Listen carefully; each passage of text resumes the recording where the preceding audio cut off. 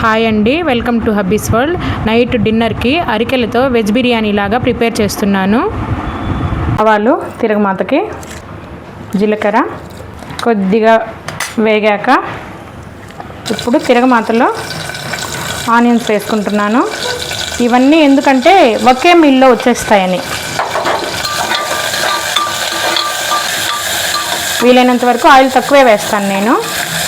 Oil కూడా మా ఇంటి వెనకనే గానుగు ఉందండి, గానుగు దగ్గర తెచ్చుకుంటాను నేను. గానుగు పడతారు. వేరుశనగ నూనె కొంచెం వేగాక ఒక్కటే పచ్చిమిర్చి వేస్తున్నానండి. ఒక్కరికే ప్రిపేర్ చేస్తున్నాను కాబట్టి ఒక్క మిర్చే వేస్తున్నాను. వెజ్జీస్, బీన్స్, క్యారెట్, టమాటాస్ ముందు వేస్తే ఇవి వేగవని టమాటాలు తర్వాత వేస్తాను. సాల్ట్ కూడా ఇప్పుడే వేస్తున్నాను. కొంచెం వెజ్జీస్ త్వరగా వేగుతాయి. డిషెస్లో వీలైనంత వరకు నేను కల్లుప్పే వాడతానండి. మరీ తక్కువ కలుపుకోలేము అన్నప్పుడు మాత్రమే సాల్ట్ వాడతాను. ఇప్పుడు టొమాటో, కొద్దిగా అలసందలు కూడా నానబెట్టుకున్నానండి.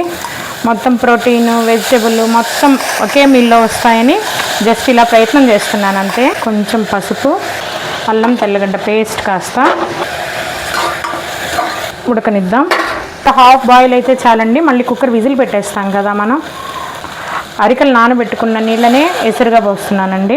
ఇప్పుడు ఎసరులో అరికలు వేసుకుందాం. మినిమం 6 hours నానాలి ఇవి. నేను ఉదయాన్నే నానబెట్టేసాను, లేదంటే గ్యాస్ ఫామ్ అవుతుందిట.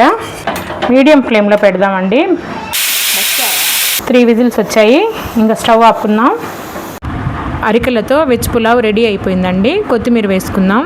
ఇది పిల్లలు, పెద్దలు ఎవరైనా ఏ ఏజ్ గ్రూప్ వాళ్ళైనా తినొచ్చండి.